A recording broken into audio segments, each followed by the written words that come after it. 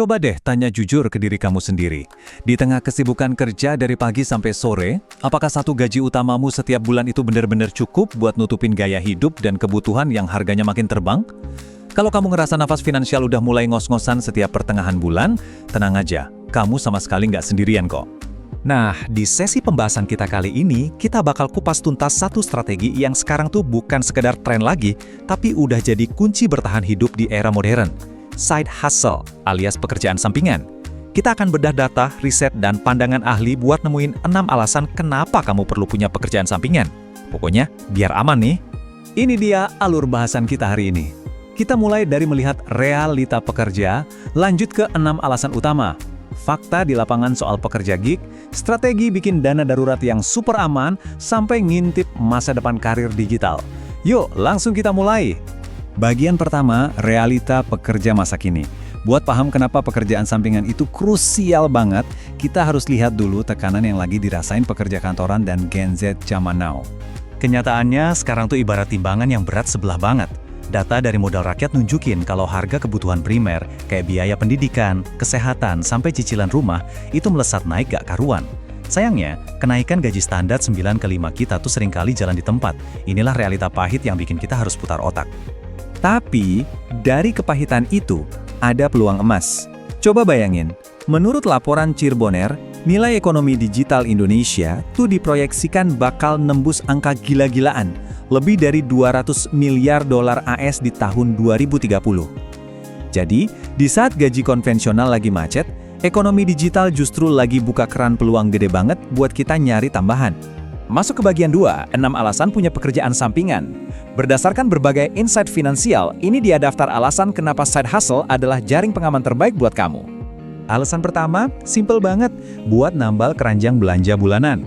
Kayak yang udah kita singgung tadi, pas biaya hidup makin gak masuk akal, punya pekerjaan sampingan itu ngasih kamu suntikan dana segar secara instan.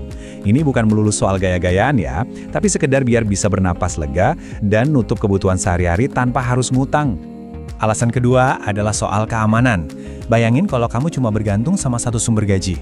Kalau tiba-tiba kantormu ngelakuin layoff atau perampingan, wah bisa langsung pusing 7 keliling. Nah, side hustle ini fungsinya kayak bantalan atau jaring pengaman. Kalau satu keran air mati, kamu nggak langsung kehausan karena masih ada keran lain yang ngalir. Alasan ketiga, ini yang seru, sebagai jalan tol buat ngebangun kekayaan. Ada cerita menarik dari artikel Modal Rakyat tentang orang bernama Zingraf. Awalnya, dia ambil side hustle murni cuma buat lunasin utang. Siapa sangka, uang ekstra itu malah jadi kendaraan super cepat yang bikin dia capai kebebasan finansial dan bisa siap-siap pensiun dini di usia 30-an. Bener-bener akselerator investasi yang luar biasa. Lanjut ke alasan keempat dan kelima, yang ini sedikit lebih ngomongin soal kepuasan batin. Liputan 6 dan komunitas Efek menyoroti kalau pekerjaan sampingan tuh tempat main yang asik banget buat nemuin bakat terpendam yang gak pernah tersentuh di kubikel kantormu.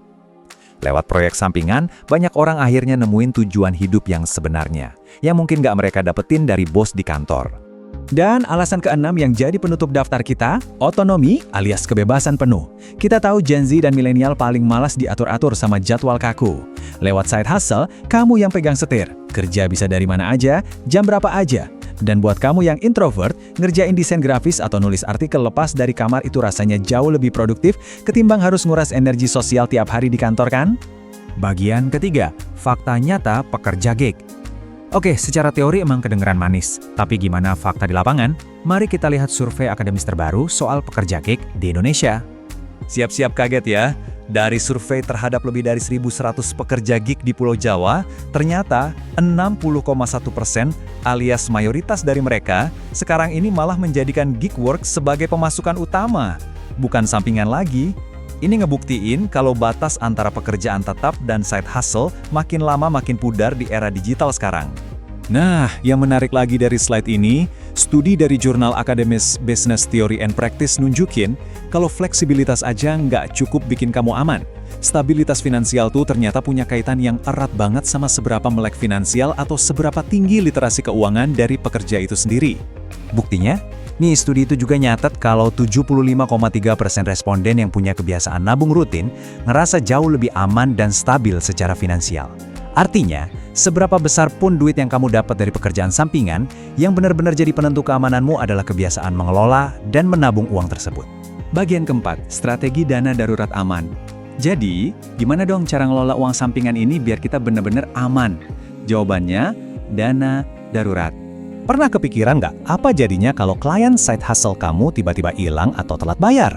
Sebagai pekerja lepas, risikonya gede banget. Data dari Treasury ngebuka fakta kalau 45% pekerja lepas sering ngalamin keterlambatan pembayaran. Bayangin, kalau nggak ada cadangan, kamu bisa langsung kolaps. Makanya, dana darurat itu bukan pilihan, tapi kewajiban mutlak. Kalau kamu bingung, harus ngumpulin berapa sih? Tenang, rumusnya simple banget. Kalikan aja pengeluaran bulananmu dengan angka ini. Buat yang lajang, siapin 3 kali lipat. Kalau udah menikah, naik jadi 6 kali lipat. Punya 1 anak, siapin 9 kali lipat. Dan buat yang punya 2 anak, target dana daruratmu adalah 12 kali lipat dari biaya hidup sebulan. Biar makin kebayang, yuk kita pakai hitung-hitungan konkret. Katakanlah pengeluaran rutinmu 5 juta rupiah per bulan. Kalau kamu lajang, berarti target dana darurat kamu adalah 15 juta rupiah. Begitu menikah, targetnya melompat ke 30 juta rupiah. Dan kalau ada 1 anak di rumah, target amanmu jadi 45 juta rupiah. Jelas banget kan petanya? Tapi ingat satu hal krusial, uang sebanyak itu jangan pernah dicampur sama uang buat jajan boba. Aturan utamanya, simpan di rekening yang terpisah dan gampang dicairin pas darurat. Treasury ngerekomendasiin banget buat nyimpen di aset yang kebal inflasi, contohnya emas. Kerennya lagi, zaman sekarang kamu bisa mulai nyicil investasi emas digital dari Rp5.000 aja, jadi nggak ada alasan lagi buat nggak nyisihin uang dari side hustle kan? Dan akhirnya kita masuk ke bagian 5, masa depan karir digital. Mari kita zoom out sebentar dan ngelihat gambaran besarnya. Poin penting yang mau kita soroti di sini adalah punya banyak keran pemasukan itu udah jadi paradigma karir masa depan. Menurut insight dari Liputan 6, konsep zaman dulu di mana kita loyal kerja seumur hidup buat satu perusahaan aja, itu pelan-pelan udah mulai digeser. Sekarang, eranya karir portofolio, di mana kamu ngebangun berbagai sumber pemasukan dari banyak skill yang kamu punya. Jauh lebih dinamis, adaptif, dan pastinya jauh lebih kuat nahan krisis.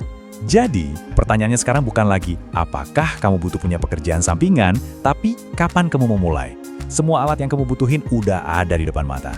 Internet cepat, platform freelance bertebaran, dan yang paling penting, sekarang kamu udah tahu strategi ngelolanya. Apakah kamu siap buat ambil kendali, bikin keran pemasukan baru, dan ngerasain ketenangan sejati di tengah kondisi ekonomi yang serba nggak pasti? Pilihan ada di tanganmu. Sampai di sini dulu sesi bedah tuntas kita, dan sampai jumpa!